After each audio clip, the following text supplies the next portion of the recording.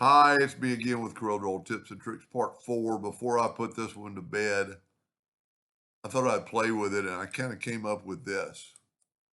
Pretty neat looking pattern, uh, really unique, unlike anything I've ever done before as far as a pattern, and pretty easy to draw. So we're just going to take this original one. Let's get rid of this. I really like the gray and the black one better. Take a ellipse and hit P, put it in the center of the page. Make it black and take away the outline. That might be a little bit big. So what we're going to do is we're going to hold down the shift key and have it grow from the inside out. Now, if this was like being suspended by this object, there'd be a little shadow. I don't get to draw like this for my work because I'm a laser engraver. And, you could put the shadow down there. And of course, it wouldn't probably wrap around the edges like that. So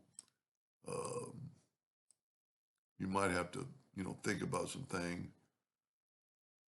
That might be perfect right there. I really like the shadow just being underneath there, but that's neither here nor there. Then I just took that's going to look good. I'm going to take an ellipse about that size. I'm going to fill it with white and take away the outline. So you can't really see it till you move it on top of the black. Then maybe angle it like the ball and maybe put it, there's some people with some artistic ability that can show you better ways to do it. But then I'm going to go to Effect, Blur, and Gaussian Blur. And I'm going to step this up just a little bit. I don't want it to be really too pronounced. I want it like a glow from the light that's producing that shadow, I'm guessing. Really easy to do from here, Control G to group it. Let's make it something with my ratio locked. I can make it 2 inches. Set my nudge factor on 2. Control D to duplicate, move the right arrow key, and then Control D. Many of it you want. Control G, Control D. Manually move this. We could use math, but by the time you figure it out, it'll snap to it. Then Control G that, group it together, because now we're going to just move straight down. That way, if we kept going Control D, they'd be going off at an angle. And if you look at this thing kind of close up, I don't know. You know what? My fuzziness got a little bit lighter when I reduced it. So let's back up here. That's a very good point. When you're using a bitmap effect, do it the size that you want. Let's make sure we just got one. So when we reduced it, it reduced my glow.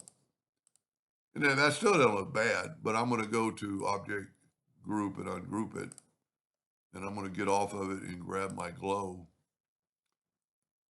Go back to the Gaussian blur.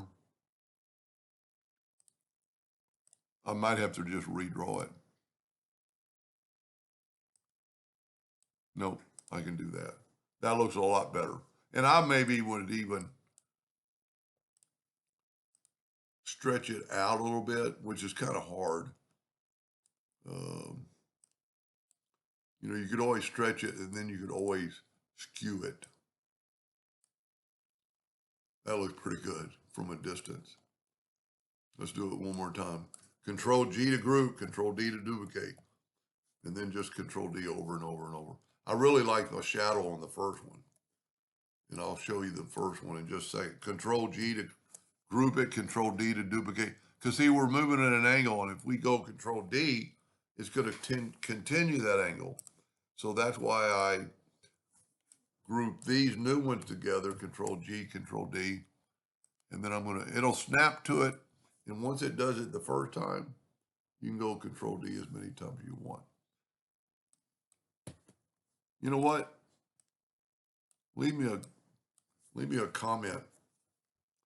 Doesn't take any time. Which one you like better? That shadow or that shadow? I'm beginning to, I think it's the whole scale, especially with the yellow, this one. So this is A. We'll have a little contest. Well, not a contest, just a little, because I like comments, and make this B. And then just, when you look at the video, tell me which one you think is the best. That's kind of growing on me. But in realistically, well, none of them are perfect, because this is a shadow where there's nothing there, and this has a shadow that is going over the edge. You know what? I would hate to make another video, but I think I could correct that. Anyway, little fun project. If you haven't watched 1, 2, and 3, you need to kind of watch them. It kind of evolved to make it really easy to draw. Thank you for watching.